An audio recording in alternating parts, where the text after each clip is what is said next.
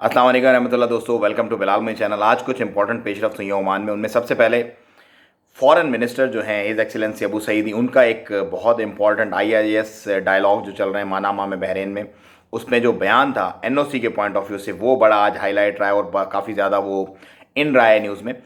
और वो ये था कि हम अपनी प्रोग्रेस को लेके चलना चाह रहे हैं फुल पेस पे। एनओसी को ख़त्म करना उन्हीं इकदाम में से एक है जो हमारे विजन 2040 को हमने सेट किया है। बिजनेसेस बहुत इजी हो गए ओमान में करना पहले की निस्बत।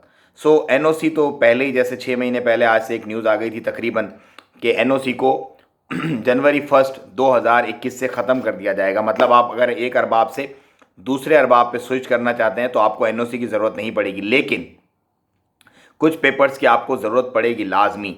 ऐसा ना हो कि जैसे अब एनओसी का सुन लिया लोगों ने और वो ये कहें कि बस ठीक है अब तो ख़त्म हो गया, अपने अरबाब से लड़के पिछले वाले से झगड़ा करके और आप चले जाएंगे दूसरी कंपनी ज्वाइन कर लेंगे ना।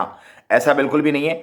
आपको प्रॉपर तरीके से रिज़ाइन करना पड़ेगा। आपको क्लियरेंस लेटर जो है वो चाहिए अपनी कंपनी का, या एंड ऑफ कॉन्ट्रैक्ट। अगर कॉन्ट्रैक्ट आपका ख़त्म हो रहा है सपोज जनवरी में, तो एंड ऑफ कॉन्ट्रैक्ट की कॉपी चाहिए कि ये मेरा कॉन्ट्रैक्ट था इस कंपनी के साथ, अब ये कॉन्ट्रैक्ट ख़त्म हो गया। अगर बीच में आप छोड़ना चाह रहे हैं तो इज्जत के साथ सुकून से, जैसे प्रॉपर तरीका होता है रिज़ाइन करने का, उस तरीके से आपको रिज़ाइन करना है। क्लियरेंस लेटर कंपनी से लेना है। वो क्लियरेंस लेटर बेसिकली एनओसी नहीं होती, वो एक क्लियरेंस टाइप, जैसे कोई भी ऑफिशियल अगर आप करते हैं रिज़ाइन कहीं से, तो उस पर एचआर के सिग्नेचर, एडमिन मैनेजर के सिग्नेचर, अगर आपके पास गाड़ी है कंपनी की, लैपटॉप है, या और कोई आपने कोई आसाइशें कंपनी की, घर वगैरह कुछ लिया हुआ है, सब कुछ क्लियर करते हैं तो वो तमाम लोग उस पर साइन करते हैं और वो आपको एक क्लियरेंस लेटर दे देते हैं।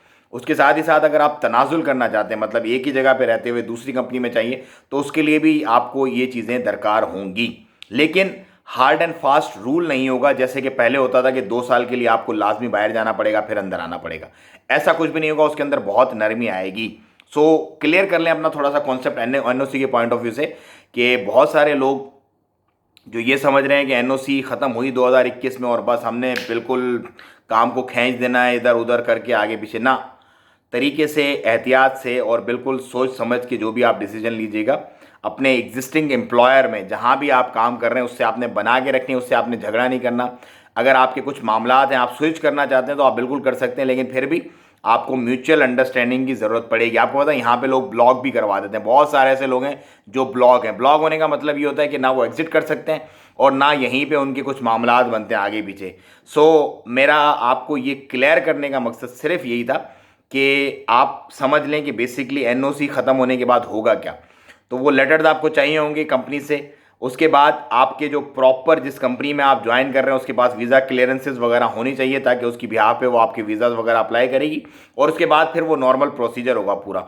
2 साल का कॉन्ट्रैक्ट जो है आपने किसी भी कंपनी से आप अगर जुड़े हुए हैं तो आपने पूरा करना है। अगर आप पूरा नहीं करना चाहते तो आपने प्रॉपर तरीके से रिज़ाइन करना और प्रॉपर तरीके से छोड़ना है। उसी सूरत में आप दूसरी कंपनी को कर सकेंगे। अगर आपका पहला एम्प्लॉयर, जिससे सपोज अभी आप किसी कंपनी में काम कर रहे हैं और वो आपको कहती है कि नहीं, इस बंदे ने हमारे ये ड्यूज़ हैं, ये हमारे इसके साथ मसले मसाइल और इस बंदे को हम नहीं छोड़ सकते, तो फिर आप वो दूसरी कंपनी ज्वाइन नहीं कर सकते, क्योंकि वो जाके सूट करेंगे केस आपके लिए, या कोई प्रॉब्लम होगी तो फिर आप लटक जाएंगे बीच में।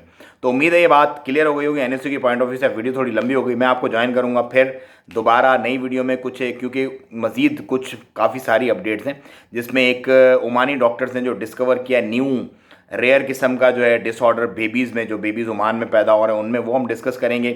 उसके साथ ही साथ स्टैंडर्ड ऑपरेशन प्रोसीजर जो बता दिए गए हैं एकेडमीज़ को लेके, वो हैं। डोजेस के पॉइंट ऑफ व्यू से हैं कि कितने डोजेज आ रहे हैं, कहाँ तक, कब तक वो आ जाएंगे वैक्सीन को लेकर के। मुझे तो इजाज़त, कल मिलेंगे तमाम डेट से। दुआ में याद रखें। अस्सलाम वालेकुम रहमतुल्लाह।